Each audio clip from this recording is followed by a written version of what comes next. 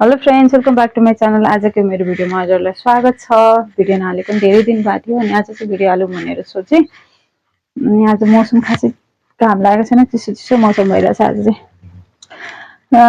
अनि लौका मन नपर्ने कतिजना हुनुहुन्छ या फेरि मनपर्ने कतिजना हुनुहुन्छ?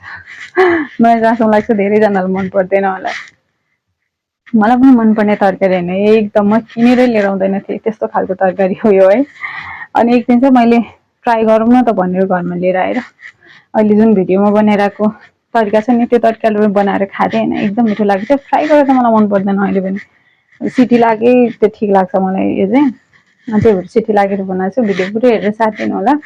आजको भिडियोमा चाहिँ म डायबिटिजको बिरामीले के खानुहुन्छ के खानु हुँदैन भन्ने बारेमा कुरा गर्छु। धेरैजना मान्छेहरूलाई यो कुरामा चाहिँ एकदम प्रब्लम हुन्छ। मलाई पनि भएको थियो जब सुरुमा डायबिटिज भएको थियो। अनि मेरो त त्यति बेला यस्तो क्रिटिकल सिचुएसन थियो। मेरो छोरी एकदम सानो थियो नि त, हजुरलाई थाहा नै छ। अनि त्यति बेला त मलाई झन् के खायो भने के होला, कि यो खायो भने के होला, कि त्यो खायो भने के होला कि भन्ने हुन्थ्यो। के भयो मलाई के भयो भने बच्चाको के होला भन्ने हुन्थ्यो होइन। त्यो प्रब्लमले मलाई धेरै सताएको थियो कि त्यति बेला। अनि त्यसपछि त्योभन्दा बढी डर त यो सोसियल मिडियाले मलाई गराएको थियो कि। अब के भइसकेपछि आएर सोसियल मिडियामा चेक गर्ने हामी सबैको बानी हुन्छ नि त।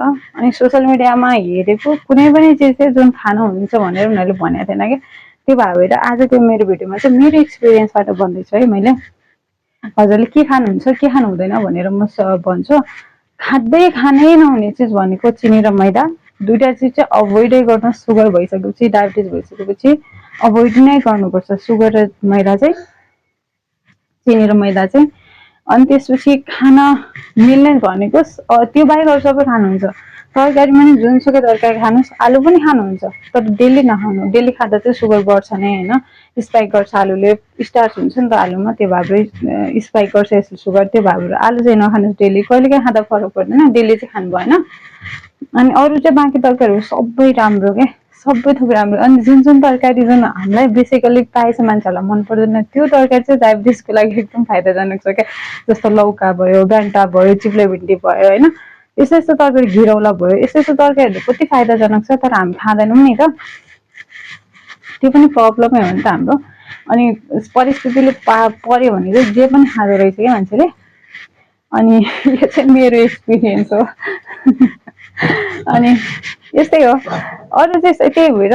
अनि प्याकेजिङ, अनि मेन अर्को भनेको प्याकेजिङ फुड। प्याकेजिङ फुड त खाँदैन खानुहोस्, बाहिर गएर कुनै ठाउँमा गएर होइन, हजुरहरूले अब कतै जानुभएको छ अनि त्यसपछि भनेर त्यो प्याकेजिङ फुडहरू, लेजहरू, कुरकुरीहरू जुन खानुहुन्छ नि त्यो नखानु होला। आजको भिडियो यति नै छोटो छ भिडियो, त्यही भएर पुरै कुरा गर्नु पाएन। अर्को भिडियोमा नि म यही बारेमा कुरा गर्छु होइन। आजको भिडियो हेर्नुभएकोमा थ्याङ्क यू। मन पर्यो भने लाइक गरिदिनु होला, सब्सक्राइब गरिदिनु होला। By by. अर्को